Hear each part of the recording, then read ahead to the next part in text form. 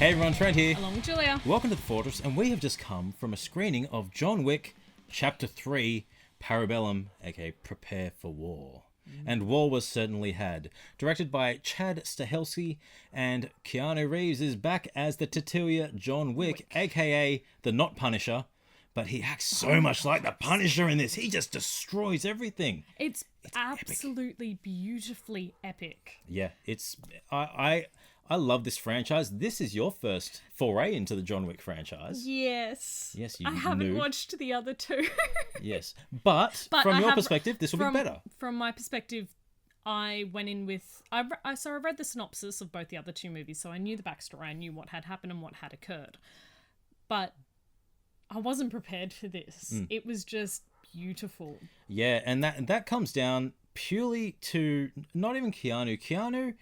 Whilst he's in the lead, what really makes this a fantastic movie for me is the fight choreography. It's beautiful. And the rest of the action sequences. And the actual lighting and cinematography.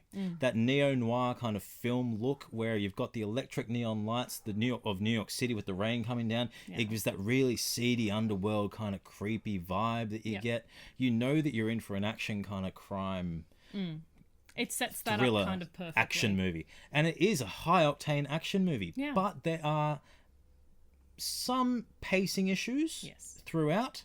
When the action isn't happening, they need to build the story. The story, as has gone with the previous two movies, you start to learn a bit more about John's history, and we get some really big revelations as to how he grew up and how he, became Baba Yaga. Yes. Or the Boogeyman. And I really enjoyed that, but there were some scenes, particularly those with Halle Berry's Sophia character, that I thought could have probably been cut down a little bit or removed. Yeah. Really? I really enjoyed those scenes. See, what I didn't like with that was... It's clearly leading to a sequel, to introduce her character in a sequel. Yeah. I didn't like... It's kind of like Black Widow and Hawkeye, where you get flashbacks to Budapest. Yeah. In this regard, they use exposition to tell about how they met, and you're just kind of like, okay, you don't really need to. He's coming to you for a favor. I think that explained it was a lot quicker than what they could have done. So I really didn't mind it. Okay, that's fine. But there were some pacing issues throughout. Some of the action sequences did drag on a bit too much, particularly when the Yakuza came into it. Yes, there were little bits where it was like you didn't really need that next killing scene. You could have cut a couple of those ones out. But it was lovely seeing literally ninjas come out of walls. Yeah, they did appear. They did the stealth amazingly. Their stealth was beautiful in this. And that's what I mean. Just the way the action sequences are shot, it's dynamic, it's always moving, multiple camera angles going, but it seems so free-flowing. Is it multiple camera? Yes. Oh, because yes. The way it's edited, it chops and changes. It feels like at times it's literally just one action take and one continual filming. Well, that's how dynamic it is. There are a few times in the movie where you actually think I'm watching a choreographed fight. Yeah. It flows so well. It's the sound effects. It's brutal. The only time I got the fact that this is definitely a choreographed fight was with Keanu Reeves, and you're just like, how old is he now? But that's the thing. This is all taking place in real time, not real time per se, but all three movies have taken place over a couple of weeks. Yeah. He is run down. He's ragged. Keanu's lumbering around, and he looks under the weather. He looks like he's about to cark. He looks like he's about to cark it. Yeah. But I loved that. I loved the return. I love the return of Ian McShane as Winston. No. You were about to say Wednesday. I know you were about to say Mr. Wednesday. Oh, Winston Wednesday. Yeah. Really great as the leader of the he just has head of the Continental. Presence. He does, and he just doesn't have to act. He just speaks. He just speaks. He's like your grandfather, where you're just like, he's just dug himself a hole, but he will live in the hole and be king of it. Yes. Well, speaking of holes, Laurence Fishburne as the Bowery King. Yes. The wharfy kind of thing. But the person who I was surprised by was Asia Kate Dillon as the adjudicator.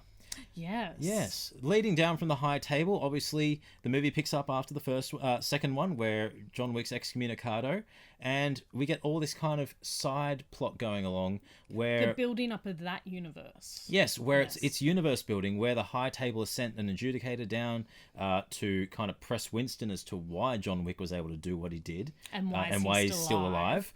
So we're getting that side plot where it's building the world, this whole continental and high table, who's above, who's below. I love it. Yes. It's such an interesting world, and it makes me want to see so much more of it. Definitely. It's beautiful. And you've only seen this movie, so in this movie, do you feel that this is welcoming to new viewers? Yes. Oh, yeah? Definitely yes. Yeah. I didn't feel like there were points where I felt I didn't feel left out at any time. I didn't feel like I'd missed any key information, because as much as it's very sometimes exposition heavy, it was a new point for you too. So it wasn't like I'm going, oh, have I missed something? Oh, no, cool, it's been explained. No, and that's what I like about it. They use a lot of visual cues to kind of... They don't treat the viewer as dumb. Like, you pick up pretty quickly that they're throwing the tokens over the counter, and that means that, there's something significant. Yeah, this is something significant. Especially with the markers. The markers? Or the adjudicator. The markers, the Russian. The Russian? The rosary beads. Yes. First time you've ever seen those, but yes, so held such presence and such importance, but it was explained as it went. Yes, and something, once again, building the world, new universe. And we know we have the there's a TV series spin-off coming along, possibly a new spin-off film series as well, but they've definitely set up for another film in this because it finishes on a note that is awesome. I want more. The music was epic. The music was perfect. It was beautiful. We get some really great classical sounds when he's just going on a rampage, and it sets the tone. It plays against the hyper violence that you're seeing really well. John is outmatched at one point, and they use comedy and humor really well to kind of blend in with the brutality. There's some great dialogue, and Keanu doesn't really say much. No, but his presence. He has a great presence. Similar to Winston, there's a presence there. You don't need to say much. Yes, like the concierge. The concierge was perfect. He was just so. It was just like, yes, sir. I want to take a special point to say they trained those dogs of Halle Berry's fantastically, so well, and incorporated them into the fight scenes so well, really well. Yeah. So overall, the story, it builds. There is a little bit of fluff and a little bit of filler. It does get quite absurd at some points, particularly when he's doing the katana fight on the motorcycle. But I loved it too. But I'm just saying it does go over the top. Katana's motorcycle and riding a horse in New York. Yes, the first one was quite grounded in terms of there were situations that were not overly realistic, but you could see them kind of playing out. This just got I can't see that many dead bodies in New York in one night without people realising. Well, someone died in the Grand Central Station and everyone just kept walking. All kids, keep walking, kids. Yeah, keep going, kids. It's but okay. No, I absolutely love this movie. I want more of John Wick. Keanu's having a lot of fun with it, and it looks like the actual cast.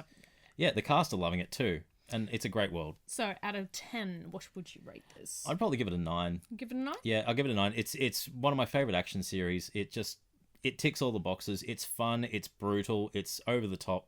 I love it. You love it? Yeah. I'd solid 8. Solid 8? Solid 8. I'm happy enough. I will go and watch 1 and 2. Yes, you better. Don't have a go at me in the comments. Yes. Anyway, what did you think of John Wick Chapter 3 Parabellum? Let us know in the comments below. Follow our handles at Fortress Nerds on Instagram, Facebook, and Twitter. You can follow this one at gem_cosplay_aus for her cosplay page when she does some more cosplay stuff. I'm Trent. I'm Julia. And as always, you're watching The Fortress.